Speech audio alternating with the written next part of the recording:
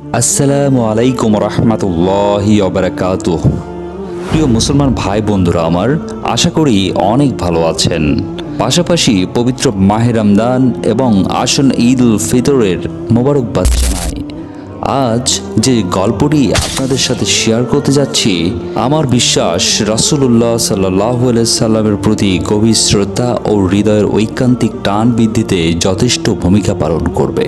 আমরা হয়তো সুলতান মাহমুদের নাম আগেও অনেকবার শুনেছি। একজন খোদাভীরু ও ন্যায়পরায়ণ শাসক হিসেবে তার সুখ্যাতি ছিল সর্বত্র।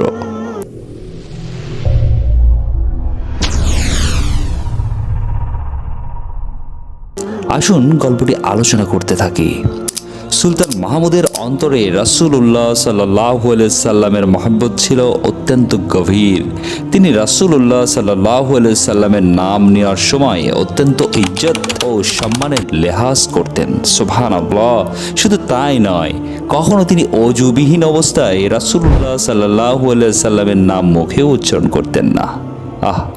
সুলতান মাহমুদের ছিল অনেক সহচর, তার মধ্যে একজনের নাম ছিল মোহাম্মদ। তিনি তাকে অত্যন্ত স্নেহ করতেন, আদর করতেন, বিভিন্ন প্রয়োজনে নাম ধরে ডেকে কাছে ডাকতেন। একদিনের একটি ঘটনা আছে। সুলতানের তখন অজু ছিল না, কিন্তু তখনই প্রিয় সহচর মোহাম্মদকে খুব প্রয়োজন পড়েছিল। সে একটু দূরে থাকায় ইশারা দিয়ে ডাকাও সম্ভব হচ্ছে না। কাছে অন্য কোনো লোকও নেই যার মাধ্যমে তাকে ডেকে আনতে পারেন। তাই শেষ পর্যন্ত তিনি নিরুপায় হয়ে মোহাম্মদ নামের সহচরকে তাজউদ্দিন বলে ডাকলেন। আওয়াজ শুনে মোহাম্মদ সুলতানের দিকে ফিরে তাকালো। তখন তিনি তাকে ইশারা দিয়ে কাছে আসতে বললেন। মোহাম্মদ কাছে এলো এবং শাই ফরমান তামিল করে ঘরে ফিরে গেল। আজ 3 দিন হলো মোহাম্মদের কোনো খবরই নেই। সে সুলতানের দরবারে আসছে না। সুলতান মাহমুদ চিন্তিত হলেন, ভাবলেন মোহাম্মদ আসছে না কেন, তার কোনো অসুখ বিসুখ হয়নি তো। এসব ভাবতে ভাবতে তিনি লোক পাঠিয়ে খবর নিলেন এবং তাকে শাহী দরবারে ডেকে আনলেন। জিজ্ঞেস করলেন, মোহাম্মদ, আমি তোমার জন্য বেশ চিন্তিত ছিলাম। তুমি এই কয়দিন কোথায় ছিলে, আসছো না কেন? তোমার কোনো শারীরিক বা অন্য কোনো সমস্যা হয়েছিল কি? সহচর উত্তরে বলল, মনিব আমার কোনো অসুখ হয়নি কিংবা অন্য কোনো সমস্যাও উপদিত হয়নি।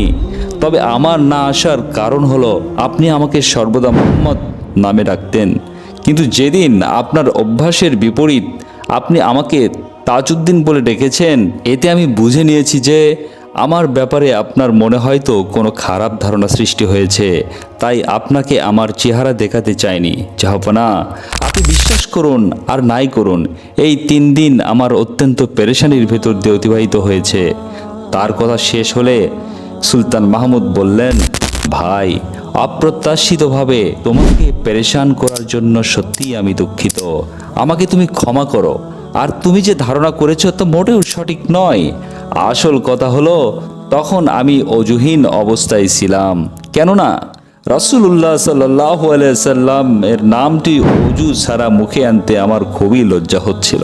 সুবহানাল্লাহ। তাই তোমাকে ভিন্ন নামে ডেকে আমার প্রতি দৃষ্টি আকর্ষণ করতে চেয়েছিলাম।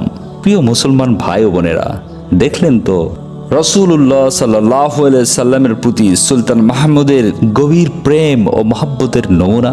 রাসূলুল্লাহ সাল্লাল্লাহু আলাইহি সাল্লামের নাম নেওয়ার জন্য যদিও অজু থাকা জরুরি নয়, কিন্তু তবুও তিনি তা করেননি। প্রকৃতপক্ষে এরই নাম অকৃত্রিম ভালোবাসা ও মহব্বত। একেই বলে খাঁটি ও নির্ভেজাল আশেক। দয়াময় প্রভু, আমাদেরকেও তুমি রাসূলুল্লাহ সাল্লাল্লাহু আলাইহি সাল্লামের নিখাত প্রেমিক বানিয়ে দাও। শুধু মুখে নয়, কাজেও বানিয়ে দাও। আমিন।